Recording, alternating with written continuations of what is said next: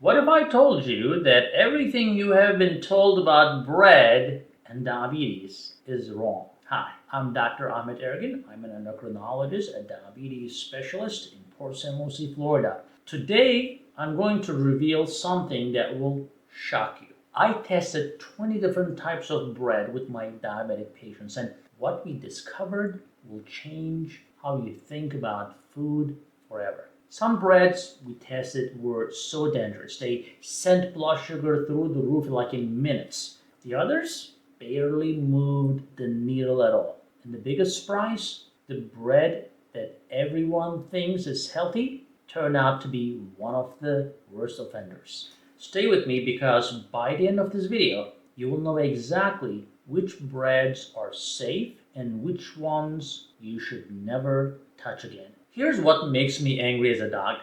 Too many of my colleagues tell me or tell my diabetic patients just avoid all bread. Well, that's lazy medicine, folks, okay? It's just blanket approach. I've been treating diabetic patients for over 15 years, and I have seen the same pattern over and over. Patients come to me confused, frustrated, and scared to eat anything. They hate their life. They've been told bread is the enemy. But here's the truth. It's not about avoiding bread completely. It's about choosing the right bread. So let me tell you about Sarah, one of my patients. She's 52. She loves sandwiches and was devastated when her doctor told her, no more bread ever. You're done. She tried to follow that advice for 3 months. Know what happened? She became miserable, started binge eating, gaining weight. Her blood sugar got worse, not better. She just gave up on her diabetes. That's when I decided to do something different. I was going to test every popular bread type and find out which ones were actually safe for my diabetic patients. So, here is what I did. I worked with 20 of my diabetic patients and we tested 20 different types of bread. After eating each type, we measured their blood sugar with their glucose meters or their CGM. The results? Absolutely mind-blowing. But before I reveal what we found, you need to understand my 3 simple rules for choosing diabetes-friendly bread. And these rules will save your life. Rule number 1, choose bread that is low in carb, obviously, right? Why? Because the carbs spike the blood sugar. So a simple rule. Rule number 2, choose bread that is high in fiber. Fiber is like a superhero. It slows down the digestion and prevents blood sugar spikes. So I look for breads where the carb-to-fiber ratio is 5 or lower. That is the magic number, 5. Remember that. Rule number 3, choose bread with 0 or very little sugar. Sugar is the fastest way to send your blood sugar to the moon, right? Now remember these numbers. Carb-to-fiber ratio of 5 or lower. That is your golden rule. Now let me show you the worst breads we tested. These are the villains in our story. White bread. You already knew that probably. The obvious villain. This stuff is basically sugar in disguise. We found 49 grams of carbs and only 2 grams of fiber per 100 grams. That is a carb-to-fiber ratio of 21. Not even close, right, to 5. We want 5 or lower. Plus, it has 5 grams of added sugar. Now, my patient Tom ate 2 slices and his blood sugar shot up 80 points in just 30 minutes. Scary stuff, huh? And if you checked it in 2 hours, he was in a rush, but it could have been way higher, maybe 200 points. Now, brown bread, that's a sneaky villain because, people think it's brown, everything is good. Well, that's where it gets tricky. Everyone thinks that it's better, but it's wrong. Most brown bread is just white bread wearing a disguise. The brown color often comes from molasses and added sugar. The one we tested had a carb-to-fiber ratio of 11. Still terrible. What about the fancy ones? The baguettes, croissants, brioche, focaccia. These are even worse than white bread. They have 0 fiber, 0. Tons of sugar, and will send your blood sugar to the outer space. I call these diabetes bombs. Stay far, far away. One of my patients, Maria, used to eat a croissant every morning. her blood sugar would hit 250 by 10 o'clock in the morning. I mean, come on. Once we switched her breakfast though, she dropped 40 pounds and got her diabetes under control just by removing that thing. But here's where our story takes an unexpected turn. Talk about whole wheat bread.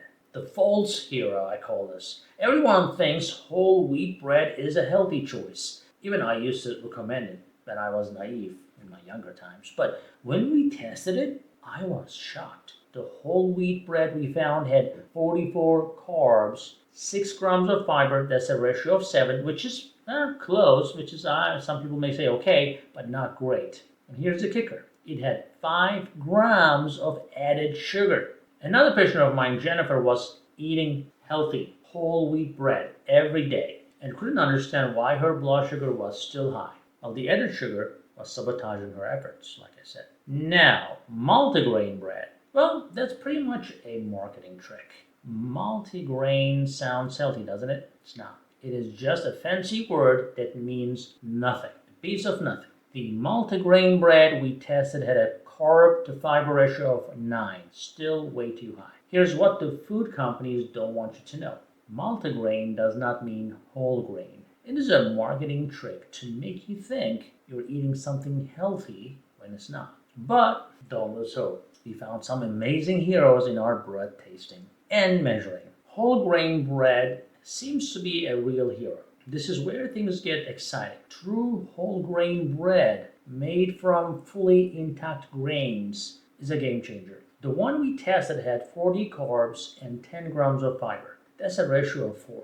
Finally under our magic number of 5. Plus, it only had maybe 1 gram of sugar. Now my patient, Robert, the earlier one we talked about, switched to this bread and his after meal blood sugar spikes dropped by 60% and he couldn't believe it. Now sourdough bread, that would be a surprising hero, I would call it, right? But here's something cool. Real sourdough bread goes through a special fermentation process that creates something called acetic acid, the same stuff in apple cider vinegar, right? It makes sense. This actually helps control blood sugar spikes just like the apple cider vinegar. But be careful, not all sourdough is created equal. The good stuff has lots of fiber and minimal sugar. Now, next one would be a pumpernickel bread. This one is dark. It's pretty dense. It's made with rye flour and sourdough. It has 5 times more fiber than regular bread. So my patient, Lisa, was skeptical because of the strong taste, but then,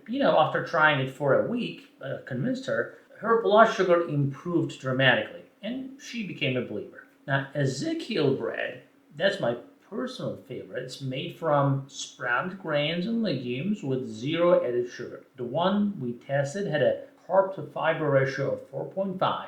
Pretty good.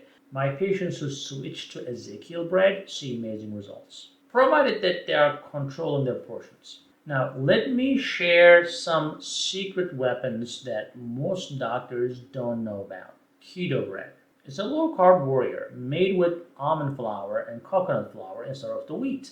The one we tested had only 11 grams of carbs and 8 grams of fiber per slice. That's a ratio of less than 2, my friend. That's nothing. My patient, David, his blood sugar barely moved after eating this. And here's the catch.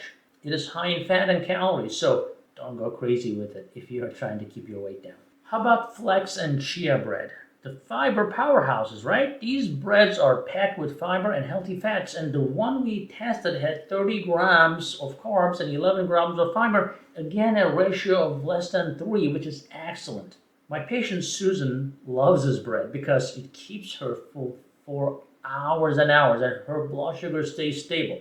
Perfect. Do you want to know if a bread is truly diabetes friendly? Here's my doctor's secret. If bread goes bad quickly at room temperature, it is usually a good bread, right? The preservatives that keep bread fresh for weeks are the same chemicals that spike your blood sugar, so stay away from them. So here is what I want you to know right now. Go to your kitchen and check the bread you have. Look at the label. Okay, calculate the carb-to-fiber ratio. Is it 5 or lower? And check the sugar content. If it is more than 2 grams per 100 grams, throw it out or give it away. Next time you shop, Remember the heroes: whole grain, true whole grain, Ezekiel, pumpernickel, and true sourdough with high fiber. Obviously, start with just one change. Replace your current bread with one of the hero breads for 1 week and see how you feel and track your blood sugar. My patients who follow these simple rules see their blood sugars improve in just days, not months. And remember, you don't have to give up bread forever. You just need to choose the right bread. Now, if this video helped you, right? Hit that like button, subscribe for more diabetes busting secrets, and leave a comment telling me which bread we're going to try first. Your health is in your hands, so go ahead and make the right choice. I'm Dr. Ahmet Ergin. I am SugarMD, talking to you from Port St. Lucie, Florida.